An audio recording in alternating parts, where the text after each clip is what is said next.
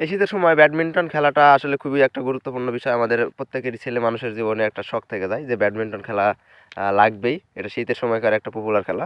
তো আমি যখন খুব ছোট ছিলাম সেই সময় যখন প্রথম ব্যাডমিন্টন কিনি এসএসসি পরীক্ষা দেওয়ার পর প্রথম মামার বাড়িতে যাওয়ার সময় ব্যাডমিন্টন কিনেছিলাম আমরা ৩ জন মিলে।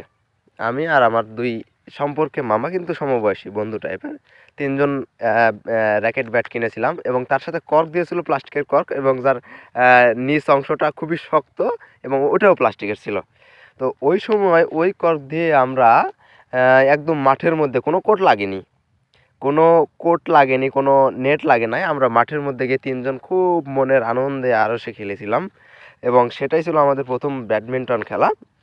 সেই ব্যাডমিন্টন খেলায় যে একটা উত্তেজনা, যে ভালোবাসা, যে ভালো লাগা, এটা হয়তো এখন সে কোটি কোটি টাকা দিয়েও কিনে পাওয়া যাবে না। অনেক বড় হয়েছি, বড় মাঠে খেলাধুলা করা হবে, কিন্তু সেই প্রথমকার উত্তেজনা, প্রথমকার আবেগ এটা কখনোই পাওয়া যাবে না। এরকম ছোট্ট ছোট্ট বিষয় যেগুলো আমরা ছোটোবেলাতে অল্প কিছুতেই খুশি হইতাম, বড় হয়ে সেগুলো কোটি কোটি টাকাতেও কেনা যাবে না।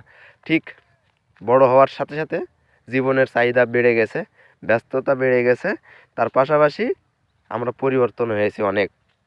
আসলে ছোটোবেলার খুশিগুলোর কথা মনে হলে এখনও অনেক বেশি ভালো লাগে আসলে।